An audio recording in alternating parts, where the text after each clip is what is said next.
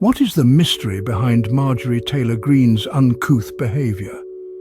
Why does she revel in the role of the political pariah, the outsider, the one who doesn't play by the rules?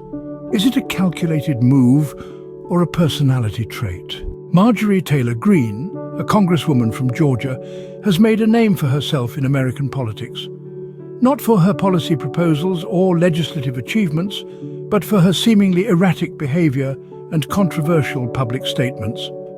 She has been quoted telling journalists to take a hike in less polite terms, and she has not shied away from telling foreign leaders where they should go. These statements might be shocking, but they are not out of character for the Congresswoman. Some might argue that Greene's behaviour is a performance, a calculated move to appeal to a certain demographic.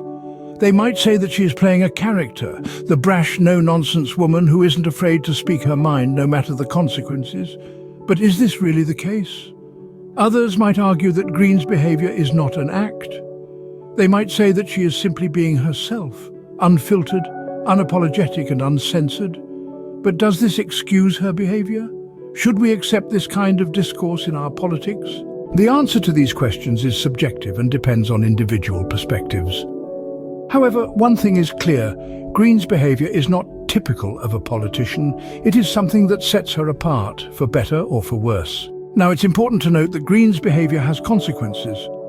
It influences the way people perceive her and, by extension, the party she represents. It can also have a tangible impact on her political career, as we've seen with her removal from committee assignments. Some might see Greene's behaviour as refreshing. They might appreciate her frankness, her refusal to adhere to political norms. They might see her as a breath of fresh air in a stale political landscape. Others, however, might see her behaviour as inappropriate and unbecoming of a public servant. They might argue that she is setting a bad example, that she is contributing to a culture of incivility in politics. At the end of the day, it's up to the voters to decide. They are the ones who get to choose who represents them and their values. They are the ones who must weigh the pros and cons and make an informed decision. So, when the time comes to cast your vote, think about the kind of person you want representing you. Think about the kind of behaviour you want to see in your politicians.